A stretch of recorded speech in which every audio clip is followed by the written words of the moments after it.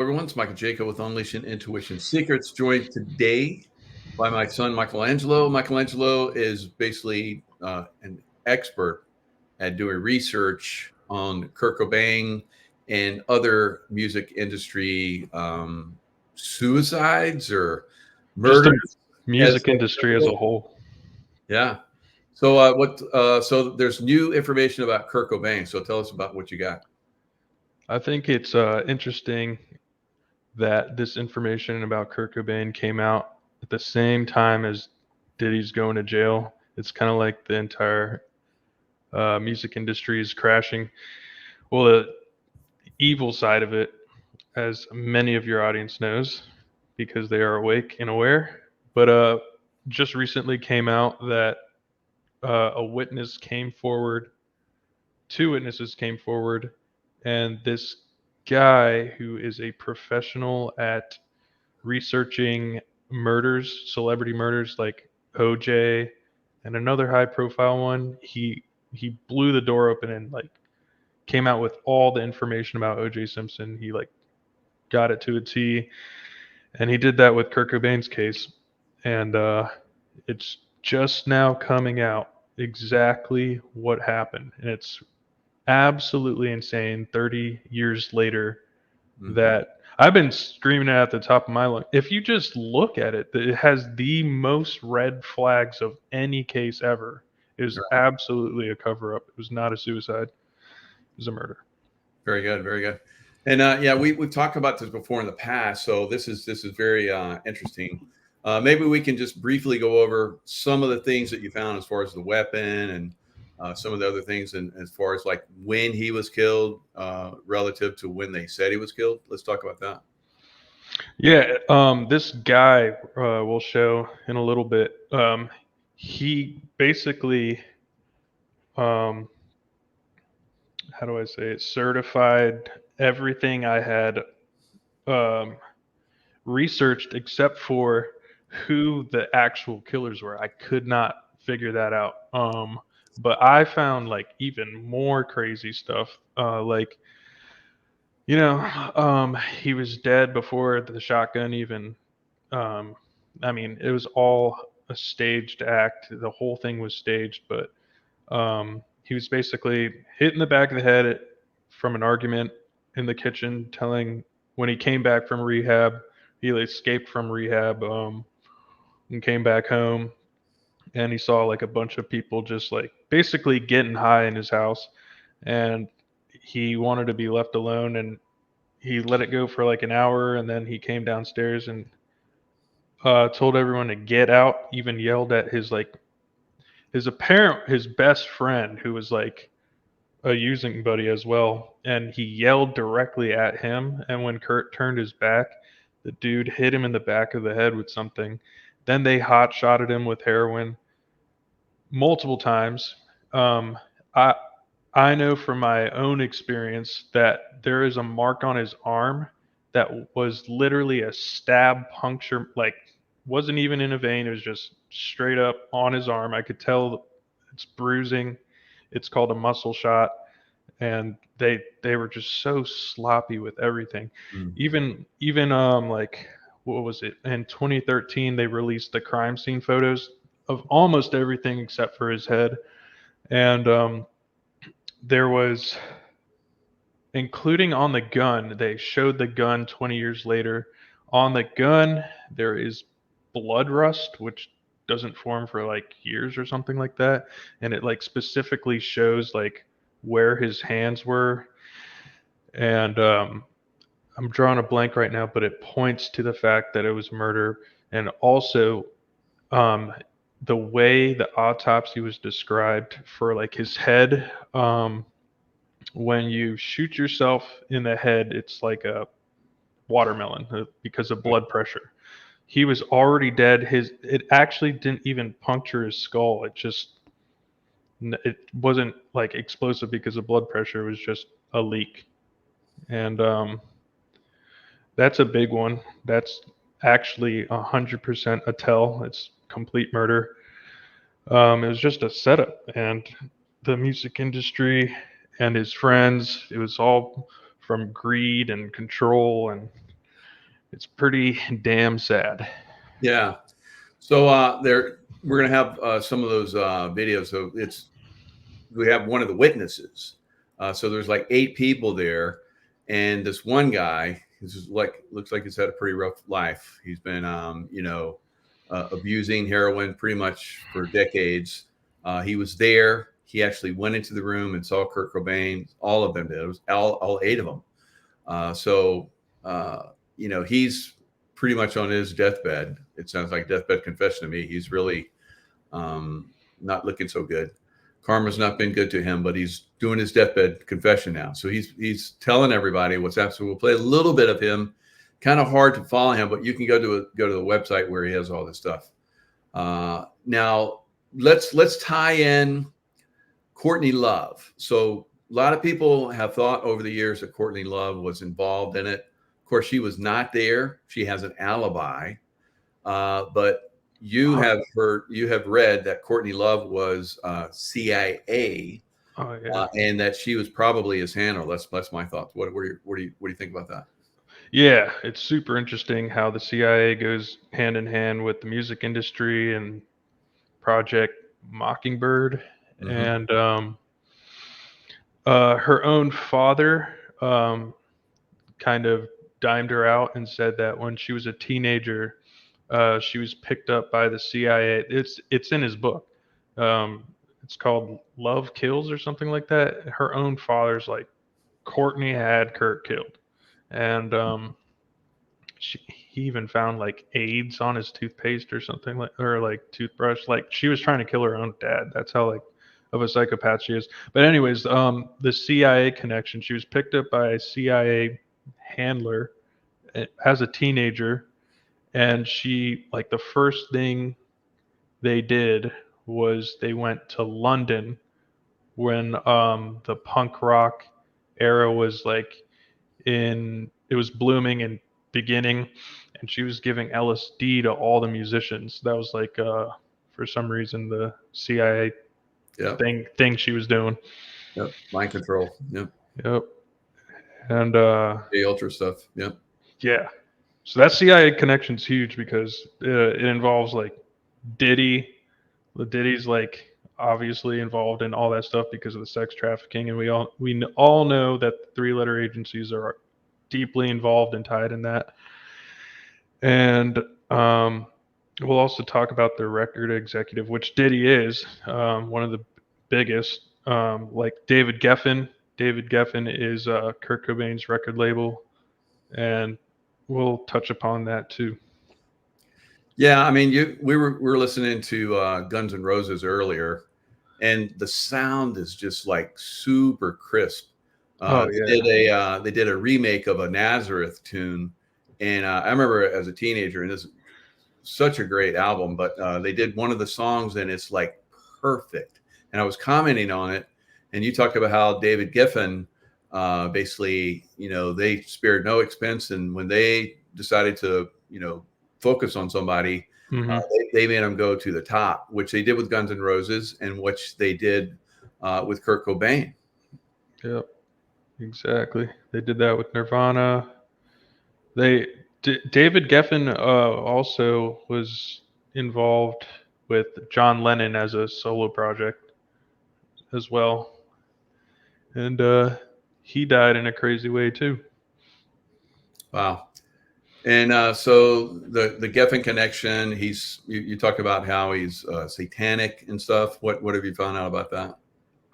So on like a basic level, everyone says he's like the crime boss of the music industry in LA, and he's like the first openly gay billionaire that has sexual allegations against him with underage people. You know what I mean? Yep. And they call him like a crime boss. Like I don't know the stories. I couldn't find them, but that's what I read about him. That he's like ruthless, and he's really tight with all the deep state tools in Hollywood, and it's just obvious what's going on. Come on. Yeah. I mean, we're seeing this as a pattern with the deep state as far as like pedophilia and human trafficking. Same thing we're seeing with Diddy.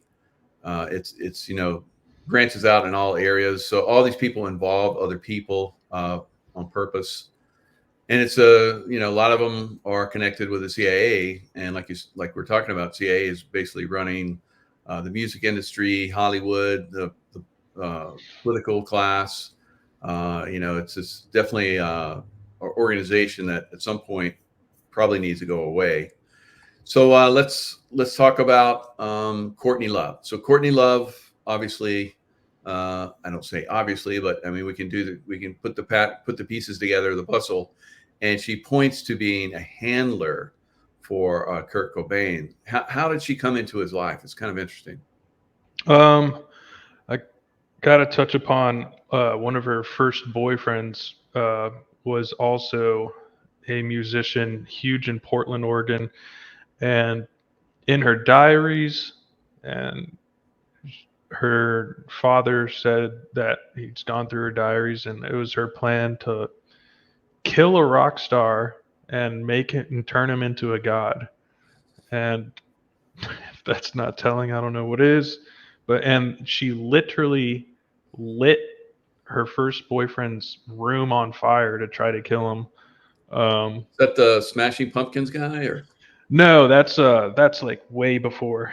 And but yeah, the way she met Kurt is through Smashing Pumpkins, and they were in Chicago, and she just went to.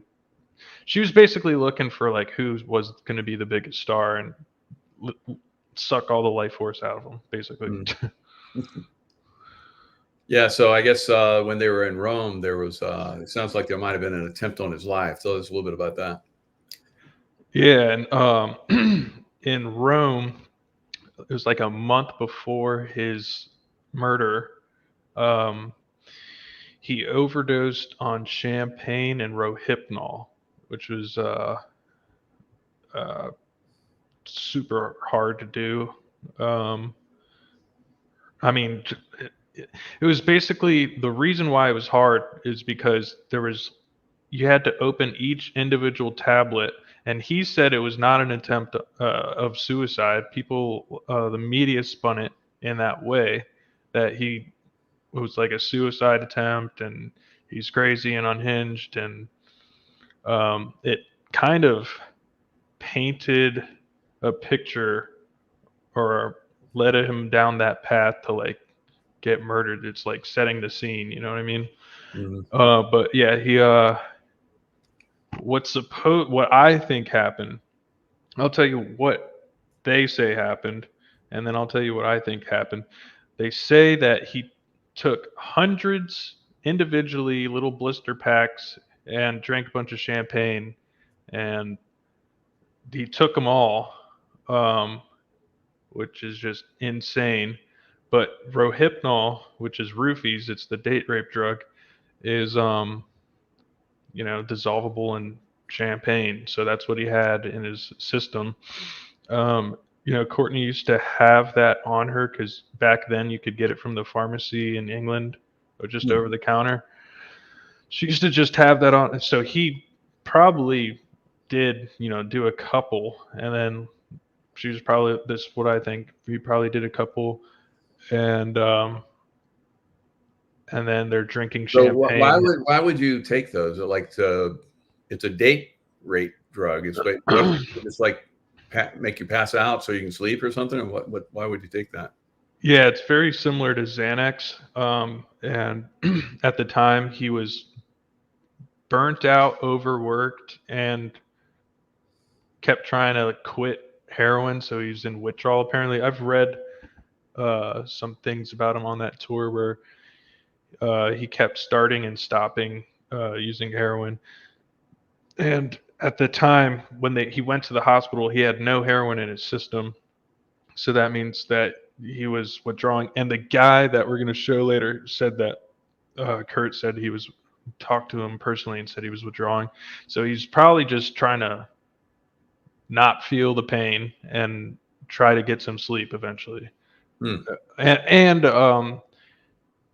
it was he hadn't seen his wife in a super long time. So, they come to Rome with the daughter and they're just trying to enjoy themselves with champagne and whatever.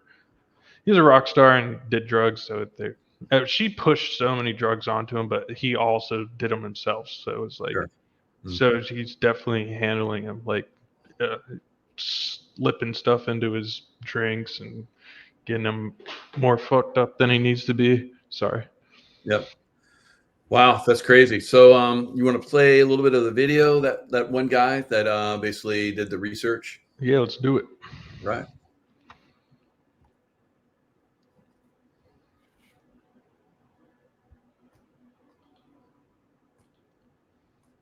Drinking beer, smoking weed. There's rockers there, roadies, techs. Hold on. It's going to be a couple minutes. I want to play it at normal speed for you guys. Drug dealers. Okay. This is the guy that is doing all the research on, and has put it all together. And we finally have the truth about what's happening. Mm. He's writing a book and it'll go way more into detail, but we'll just show you a couple minutes. There's 8 people. Most of them are musicians in some This is at his house, by the way, when he gets back from rehab. fashion that work with Kurt, or they're drug friends or drug dealers of Kurt's. Okay. When he comes there, he kind of hangs out for a little bit. He eats a meal. They find the food undigested or semi-digested, proving he ate a meal when he got home. Okay. At the airport, but this witness says he ate with Kurt his last meal. Like TV dinner. It was like a TV dinner, something he whipped up with turkey, something like that. The witness is hanging out with Kurt. They eat this food. People are still partying, doing their thing, whatever, playing music, Kurt asks them to leave. He wants them to go home. Okay. About an hour into when he's back. He doesn't freak out right when he gets home. Supposedly, he's kind of like, whatever. And, Kurt's a very dark dude, like complex, dark, funny. He had a very unique sense of humor too, actually. So I could see him kind of being like, oh, okay, he's putting up with it for a little bit. And then after he goes, you guys got to go. They're in the basement. Some of them are in the basement. He comes downstairs. You got to go. Goes back upstairs. Nobody's leaving. Nobody's moving. Okay. This is corroborated by the witness of his movements going upstairs, down, back up like that. We're not in the greenhouse yet. We're nowhere near the greenhouse. We're in the regular house between the kitchen and the basement and the living room, kind of like that. Kurt finally comes downstairs and screams at Dylan. You got to get the fuck out. Everybody get out. When Kurt turns around, he's assaulted by Dylan Carlson and a guy named Daniel Clint Rich. That's super huge. That one name was hidden. No one even knows who that is, and it just came out. So those are the 2 murders. Wow. They call him Danny Rich.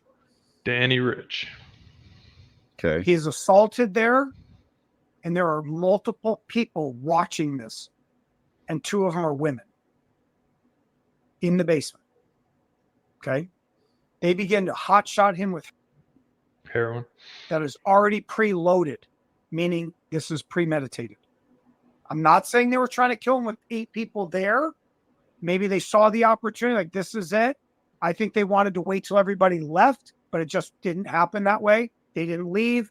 They snapped. He yelled at the guy in front of the girls. He freaked out. When he turned around, boom, whacked him with something. I won't say what it was because we have differing things about saying what he was hit with, but he was hit with something, okay, metal and hard. He's down. They start hot-shotting him, mostly in one arm. I believe there is evidence of another arm too, but there's like damage to one of his arms, like it's being forced into him. There's bruising, there's blood, there's evidence of that, okay? He is now incapacitated. Is he dead? I don't know. I've already said this in my first interview. I don't know if he's dead right here. Some people say he's dead. 1.52 milligrams per liter of. He's dead. That'd kill a horse. I don't know if he's dead. He's moved to the greenhouse, and another. So basically, here, let me put that away. Actually, I want to. There we go. I got it.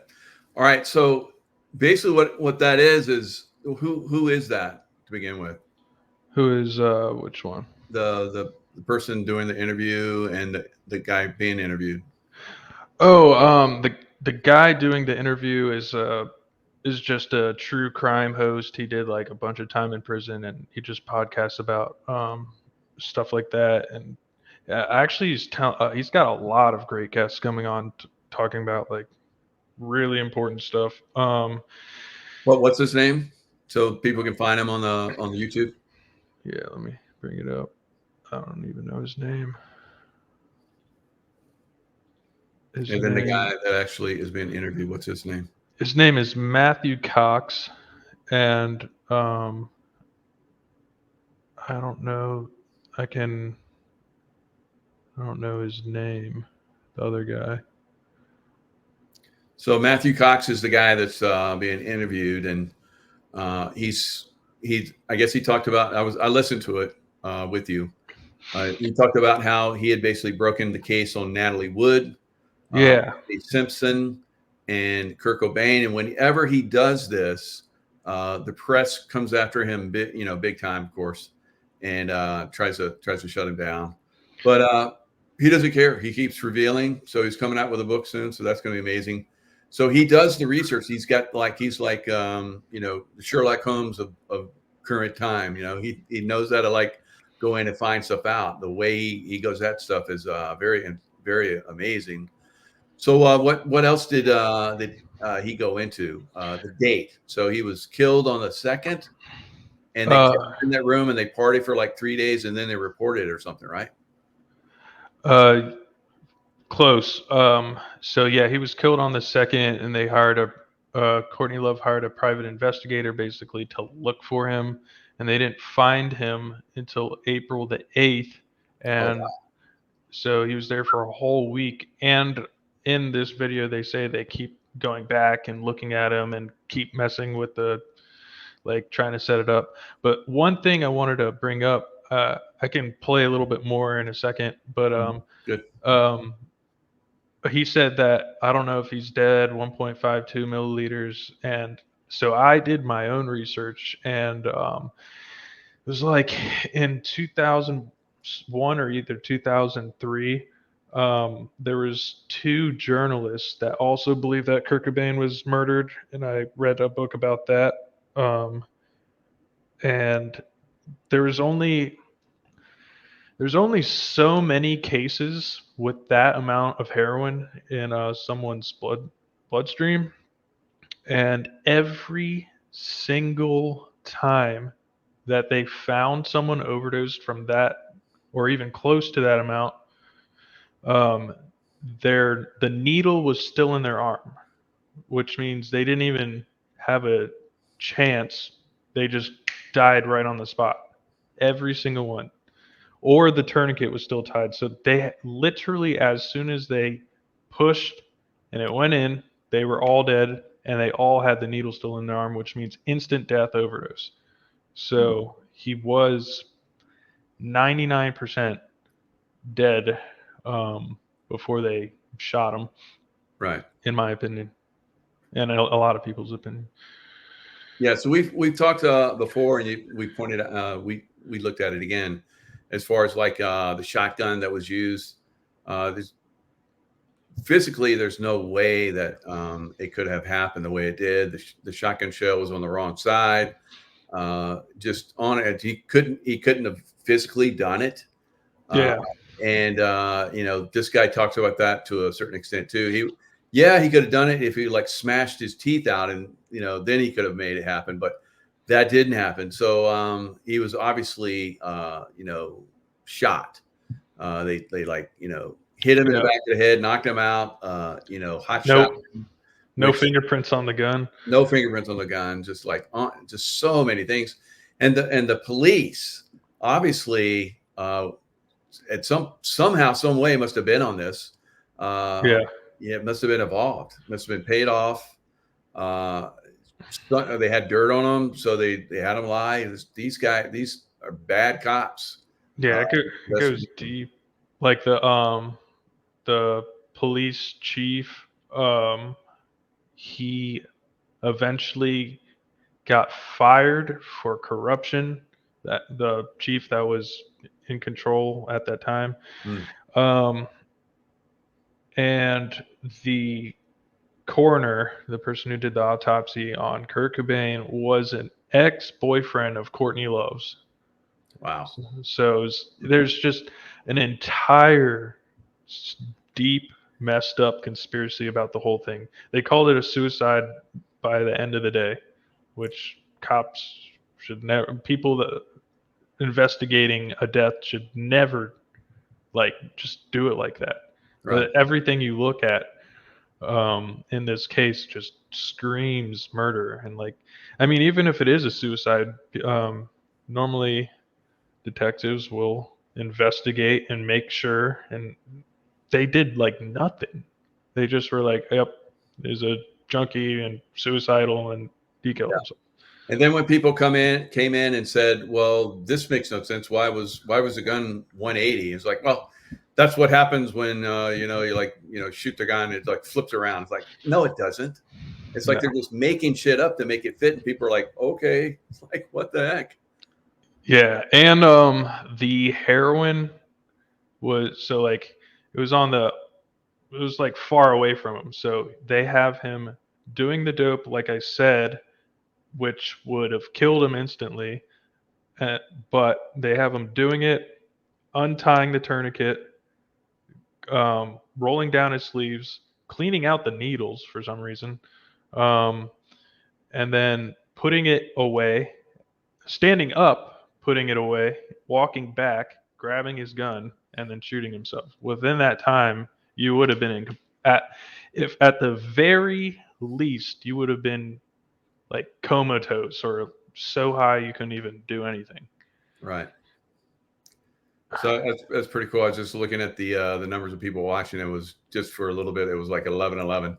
Oh, nice. So Angels are like, okay, you guys are on track. Thank you for revealing this. So, and I'm sure Kurt is up there fluttering his wings saying, thanks, guys. So, and there it is, 111 again. So it's going to be interesting going forward. Like you're talking about the Diddy reveal, and now more information is coming out with Kurt Cobain. Probably a lot more information is going to come out on other people that have been, killed over the period of time, over many years. So can we play a little bit more of that one guy? He's fascinating. Yeah, absolutely. Share screen. Yeah, if I could, I'd love to get this guy on to talk about all the investigations he's done. Natalie Wood, it's the same thing. She was murdered, but they keep saying that, she was drunk and she fell off and drowned. It's like, she's a great swimmer. And then of course, OJ probably had somebody working with him, like this guy seems to have found out. So God, I'd love to have this guy talk a little bit more. That'd be good. Right. Yeah. Sees him being moved to the greenhouse. In about 30 minutes after that, 40 minutes, they hear a gunshot. There it is. Coming from the greenhouse. That is the shotgun. That gun has already been purchased. It's in the house. It's already set up for this purpose. He has moved to the greenhouse. The shooting happens. The staging begins. They're moving the cigar box.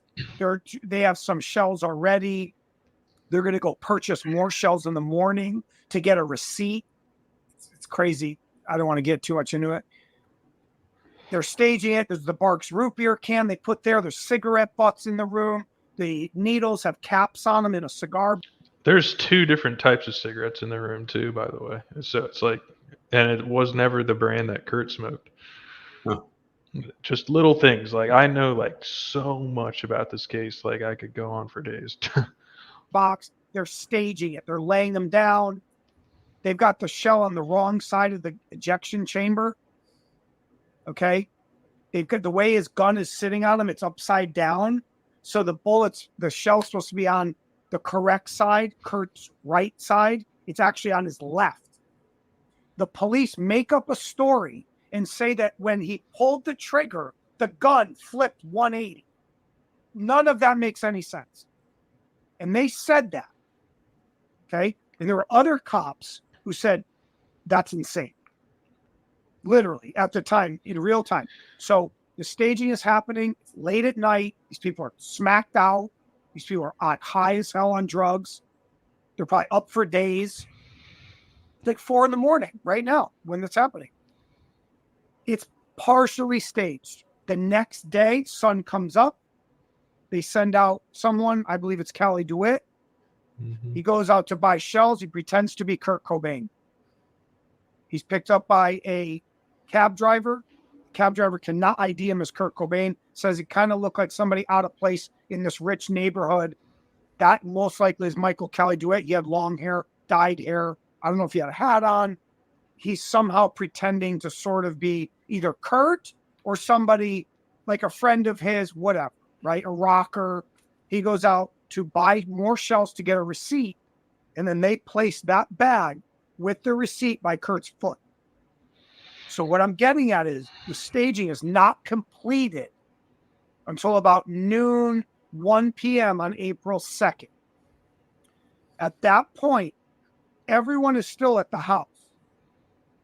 Okay? They're all still there. Some are involved, some are not. Okay? They're probably freaking out like, what just happened? And the staging is finished by that time, and the people stay at the house for 4 more days. And they keep shooting up and keep partying, and they hide his body in the greenhouse. I know that they kept looking at it. I have proof of that. I have one witness saying that. They saw him in the greenhouse after. Only 2 people were really involved in the murder. I'm not implicating the other 6. I'm saying there's 2 killers, Dylan Carlson and Danny Rich. If we say it's premeditated and the notes placed there days before Kurt even went to rehab, or Courtney Love left for the peninsula, she left 2 days before Kurt did. She was down in LA before him. Okay, but you're saying they were Freaking ads. Let's bring in the witness. All right. Let's bring that guy in so people can at least see him. He's kind of hard to follow, guys. He's obviously abused most of his life. He's lost one arm. Looks like the other arm's, but he's it looks and sounds like he's almost gone. But he's basically revealing. He's a witness, and he's revealing. So we have a witness now of this crime. He's and one of 2. One of 2, yeah. The other one is like a hostile witness. At first, it was a female, right? Yeah, and she's not cooperating anymore. She's taking her statement back, but it's already been all recorded and everything. Cool. Yeah. Before, real quick, there's a comment on this. Here, I'll even share it. This was a perfect comment when I was bringing up this video. I've always believed Courtney orchestrated a staged suicide, but nobody talks about the other institutions and people to whom Kurt was more worth dead than alive by 94. Geffen Records, Gold Mountain Entertainment, Nirvana's manager Danny Goldberg, to name a few. They had to poke and prod him into doing the In Utero tour, which he quit in March 94 after their final show in Munich. He turned down Lollapalooza, and if he quit Nirvana and the music business entirely, which his To Boda suicide note, which wasn't a suicide note, indicates, and which he told many people he planned to do, they'd lose their goose with the golden egg. I'm not saying they were directly involved, but it wouldn't surprise me at all if some of them were complicit. And that's what we were talking about, and that was my feeling as well. Yeah, you've done the research on a lot of these people in the music industry that have gone down. So it all kind of fits a pattern over time. They basically sent in a team like those 2 guys. One was his friend, who was probably convinced, you help us and we'll help you. I think the one guy was talking about how he was able to purchase a $350,000 house with cash. Yep. Basically gave him and probably drugs for the rest of his life to get him to help out, get involved. So that's one of the things they do. And of course, the other guy was the real hitman, the expert. So let's listen to this guy. All right. Listen to as much as makes sense. And just kind of use the body to and kind of push, So this is the part where they're in the kitchen and they're trying to push him out into the greenhouse or whatever. So the way the other dude got his story was by talking to both of the witnesses and like crossing them to get a more full picture of everything, because obviously this guy's memory after 30 years and all the drug abuse is not entirely there, but it's he says basically the exact same story. whatever. He gets basically herded that way, past the doorway, but all like working on getting herd up into the greenhouse, and then you got Kelly on me all of a sudden, trying to saying there's a bunch of reasons why it might be good to take off from there, as Dylan's trying to coerce Kurt and trying to like physically that I'm trying to push him up that way. I got Callie trying to talk to me or whatever, in about like taking off, that we should get out of there. And I'm thinking really that I shouldn't I didn't feel like I should take off. Thank God he didn't, because we wouldn't have ever known what actually happened. Yeah, that's good. I mean, he's it's a tough witness to follow, but like you talked about, if you just sit down and totally focus on him, you can kind of get it what he's talking about. Of course, you've got a background in the murder, in this murder, and pretty much saw all the things that happened. So he's validated a lot of stuff that you kind of intuited too, right? Yeah, exactly. Yep. Because there's in the house, there's a spot. There's so many things that like you have to go searching for. Like for example, in the house, there's a spot on the carpet that is burned, and I was like, okay, there's blood there. They're trying to get rid of the evidence, and there was some sort of struggle or something that happened there.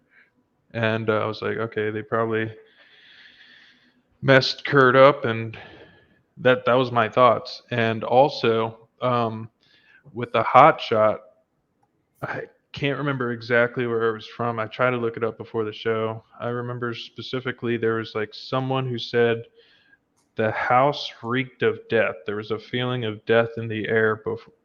Like they were saying that Kurt was never in the house, but obviously he was. And there was they found whoever said this said that there was a needle wrapped in cellophane, like saran wrap, and it was fully loaded. And I think they asked Callie DeWitt what it was for, and they just shrugged it off. And it was just like, and I was like, that is so so much of a red flag. I was like, what the hell is that? That was like basically the murder weapon. It wasn't the shotgun. It was that cellophane wrapped needle. It was crazy. There's so many things to it. Like, and all you have to do is go looking for it. But yeah, good. So another case like this that we talked about was Whitney Houston, who was right across from the Grammys in a hotel, and she died in a bathtub. Tell us what you know about that. Oh man. We just recently found out that Whitney Houston obviously was killed in the bathtub. Her daughter was killed in the bathtub. All of them from drug overdoses. And her daughter's boyfriend, a couple years after that, died in the bathtub. Now he's the one that found Whitney Houston's daughter in the bathtub, Yep. right? And then Yep. he dies like a couple years later, right? Yep. In the bathtub. Yeah. Some All kind three of of them. ritual satanic thing they do with the bathtub thing. Yeah. Like Jim Morrison for Jim some Morrison, reason. yeah, another good example. There's more. I just can't think of it. And I hope Chris Cornell's murder comes out as a murder, and Linkin Park singer's Chester Bennington's Yeah. murder comes out as a murder, because they have them both as suicides. And Yep. if you do as much research as me into this Kurt Cobain case I did into them, it's 100% murders. 100%. Oh yeah, no question whatsoever. And they had that movie about pedophilia that was coming out, right? Yeah, and they had like this black book of names in the entertainment industry that they wanted to take down. Ooh. Yeah. Yeah. Yeah, that doesn't go well because you get the CIA, which has hit teams, obviously. Yeah. If they get wind that you have some dirt on their their peeps, they're gonna take you down. Yep. So I mean, we've seen, like with Jeffrey Epstein and Ghislaine Maxwell, and of course John of God. All these people basically went down during Trump's term, and then we saw Trump get kicked out of office. Right? They stole the election. I just did a show talking about that. So it's a big tie-in with all of this, and this was a really good reveal because we basically are tying in this CIA connection. Yeah. And how they destroy lives. Now, wasn't Macaulay Culkin's sister at that? Yeah. She Right. was. Oh my Macaulay, God. it's so crazy. Macaulay Culkin's sister was there, and we know Macaulay Culkin as well had substance abuse issues, but his sister, older sister, had substance abuse issues and was dating that guy Callie DeWitt. Like Callie DeWitt was dating like 2 people in that house or something crazy, and they were both there. And she's one of the people that was hinting. She's like, I think I saw something in the greenhouse or something like that. As we were leaving the house, I think I saw something up there. That's right. That's And right. and they were like, nah, Kurt's just a funny guy. He likes to put statues up in windows and scare people. It was nothing. Yeah. And she was like, and she died of a hot shot in 2000, just 6 years after that. Oh, dang. Yeah. So that's another thing they do. They start eliminating people that can talk. I'm surprised though.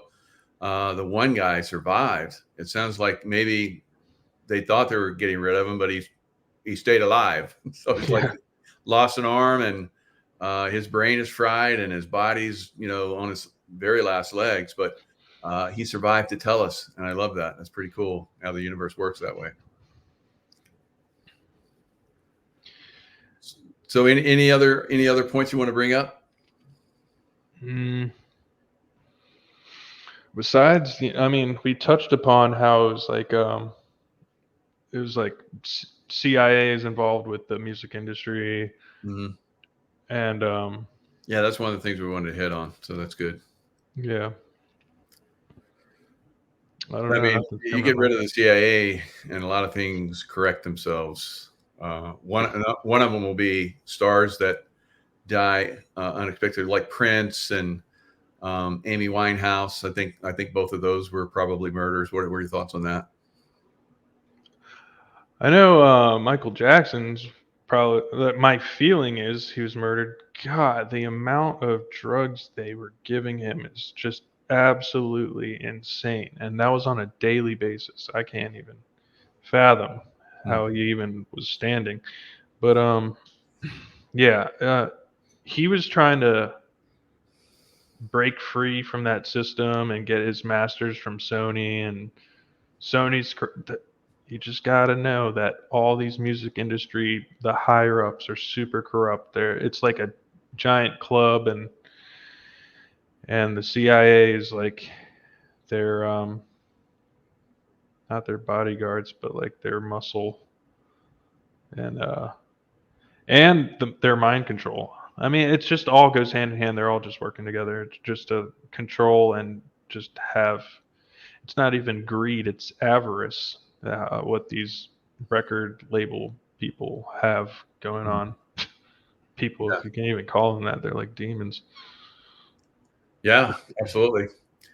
And the what is it? The 27 Club is what is that number? Why do they kill so many artists at that age? I still don't know. It must be because they have this thing where they have a cutoff date for people. One of them is if they have birthers, if they've had 10 years of giving birth to babies for the deep state, at the 10-year mark, they kill them off. And it seems to be that's what they do for artists that they're ready to. Because Jimi Hendrix, what was he, 27? Jimi Hendrix, Janis Joplin, Jim Morrison, Amy Winehouse, all 27. Yeah, and probably another 50 or 60 more. Yeah, there's tons more, like Brian Jones from Rolling Stones. Oh, wow. They're their first singer. And something interesting that I found out about it, though, is if you're into astrology, Saturn is like the karmic and teaching planet. And every 6.5 to 7 years, it comes back around to the beginning of the chart where you were born. So 6.5 to 7 years, 7, 14, 21, 28, 27. Around that time, if you haven't, like, you get tested every time it comes back around. That's a really interesting thing, I thought. Yeah, if you haven't learned your lessons with whatever's been going on in like certain cycles of your life, it can be really tumultuous for you. Yeah, no kidding. Yeah, so somebody's mentioning Leonard Skinner. So Leonard Skinner, all the ones that die in plane crashes as well. It's like if they took how many music artists have died in plane crashes, it would be like the number is like there's no other group of any group out there that comes even close percentage wise. It's like way over the top. It's insane. Yeah, like Stevie Ray Vaughan, he died in a helicopter crash. God, so many. Jeez, it's crazy. Well, any final notes? Any final thoughts? No, I think that's pretty good. Yeah, that was a good one. Thanks for coming and sharing. Yeah, we talked about this, so kind of like spur of the moment. Let's talk about this live with everybody. So I appreciate you coming on and sharing. Thanks for having me. Get the word out that Kurt Cobain was murdered. Yeah, it's got a witness live. It's just revealing like crazy right now. He even has a website where he has all, like today he revealed another one, right? Yeah, that one guy who was the witness. It's called Who Killed Kurt? Let me double check. WhoKilledKurt.org. Yeah, WhoKilledKurt.org, and you can watch all of the witnesses' videos. There's a bunch. It's really good, and if you want that one with the guy who's like super professional and put it all together, just go to Matthew Cox YouTube, and it's the video on September 13, 2024. I think the dude's name is Chris Todd that is talking. Okay, good. Thanks. Yeah, we'll have to look out for his book. Yeah, hopefully I can try and get that guy to come on a show and talk about his work. That would be incredible. So that would be awesome. Yeah, he's obviously got a lot to share. So I'd love to hear what he has on Natalie Wood and O.J. Simpson. Wow. And who else he might have, done some research on, because he's been doing this for a while. I bet he's got a lot of names. Yeah, if I was on that show, I bet it would probably go on way longer than an hour. It's just me and him, like, oh, this, and this, and this, and this, and this, and this. Yeah. Oh, cool. Well, maybe if I get him to come on, maybe we can do a round table. That'd be kind of cool. Let's do it. Let's email him. All right, cool. All right, everybody. You know the deal. Stay in the love vibration. This is the only way we defeat these demons. They do some evil stuff, as we've been pointing out, and disclosing, their work and breaking down their system is what we're about right now. Lots of love, and we'll see you guys next time. Thanks for having me.